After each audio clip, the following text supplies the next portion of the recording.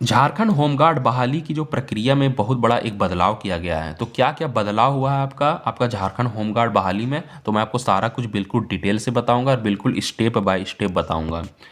तो ये वीडियो बहुत ही आप लोगों के लिए महत्वपूर्ण होने वाला है, बिल्कुल आप लास्ट तक दिखिएगा और बिल्कुल ही स्किप ना कीजिएगा।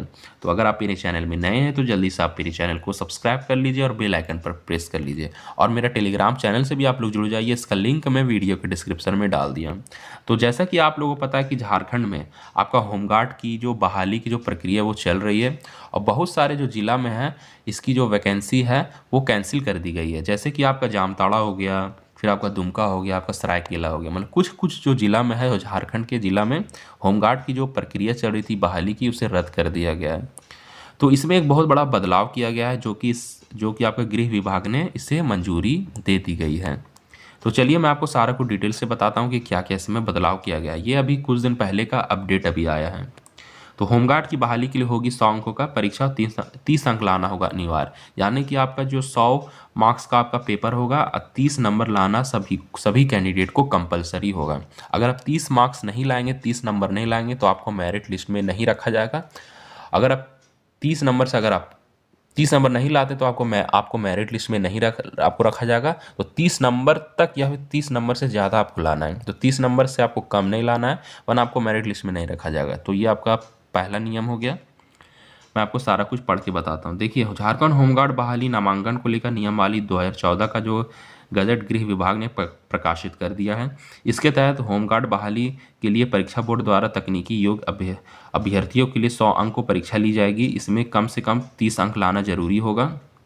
वही सरकारी सेवकों को नामांकन विशेषकर शहरी क्षेत्र में कुल रिक्तियाँ 10% ही हो सकेगा। शहरी यानी कि 10 आपका जो शहरी क्षेत्र है तो उसमें सिर्फ 10% ही मतलब जो है भर्ती हो सकेगी।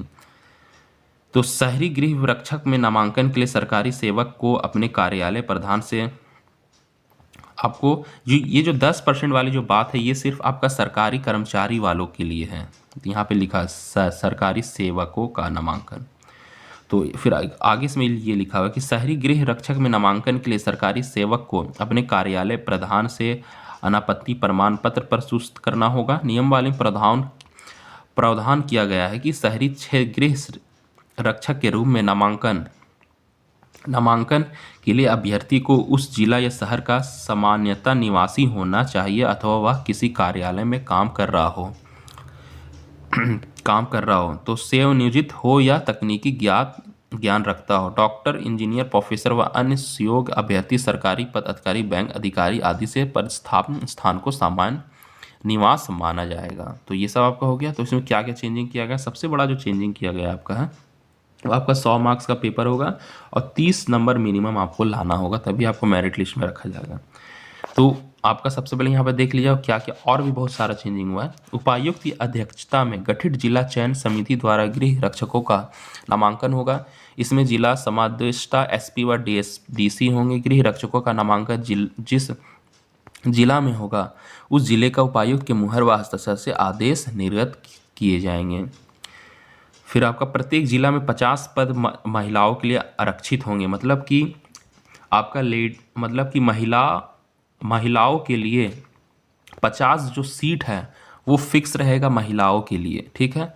और महिलाओं के लिए हर जिला में महिलाओं के लिए प्रस्तावित आरक्षण प्रतिशत के पदों में से 5% तलाकशुदा, पारयिकता, फिर आपका हो गया विधवा, मतलब कि यानी कि आपका जैसे कि तलाकशुदा हो गया, डाइवोर्सी महिला हो गई, या फिर आपका विधवा महिला हो गई, तो उनके लिए 5 सीट जो है वो फिक्स रहेगा। तो ग्रामीण गृह रक्षक पद के लिए अभ्यर्थी को उस प्रखंड या गांव का स्थानीय निवासी होना चाहिए।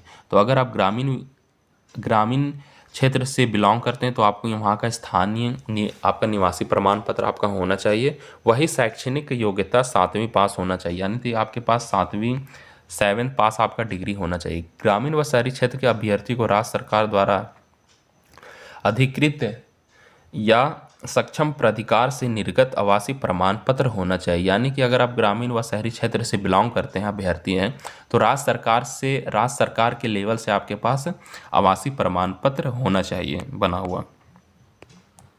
जो अभ्यर्थी राष्ट्रीय राज्योत्तरीय खेलकूद प्रतियोगिता में पुरस्कृत हुए हैं उसका प्रमाण पत्र देने पर अतिरिक्त अंक दिया जाएगा। देखिए यहाँ पर सबसे बड़ा फ़ायदा है, अगर कोई भी खेल कूद में कोई भी मतलब स्टेट लेवल या फिर डिस्ट्रिक्ट लेवल में अगर उन्हें पुरस्कार मिला है और वो अपना प्रमाण पत्र अगर देते हैं तो उन्हें प्लस पॉइंट मिलेगा, यानी कि उन्हें एक्स्ट्रा जो मार्क्स है वो दिया जाएगा आपके स्पोर्ट कोटा पे। यानी कि एक खेल कूद का एक कोटा होता है आपका गवर्नमेंट के तरफ से, जो कि हर विभाग में फिक्स किया जाता है। तो इस आपका जो इस नियुक्ति में भी आपका जो है खेल कूद का जो कोटा है वो रखा गया है। तो अगर वो कोई भी खेल कूद किए हैं आपका डिस्ट्रिक्ट लेवल में या फिर स्टेट लेवल में, अगर आपके पास पुरस्कार आपको मिला है तो उसका जो प्रमाण पत्र है आप इसके साथ अटैच कर दीजिएगा, तो आपको एक्स्ट्रा नंबर में आपको मिलेगा, जिससे कि आपको नियुक्ति में फ़ायदा होगा। तो ये रहा पूरा आप लोगों के लिए डिटेल। तो इसी तरह आप मेरे चैनल से हमेशा अपडेट रहना चाहते हैं तो जल्दी से आप मेरे चैनल को सब्सक्राइब कर लीजिए, और मेरे टेलीग्राम चैनल से भी आप लोग जुड़ जाइए। इसका लिंक मैं वीडियो के डिस्क्रिप्शन में डाल दिया हूँ। तो फिर मिलते हैं अगले वीडियो में।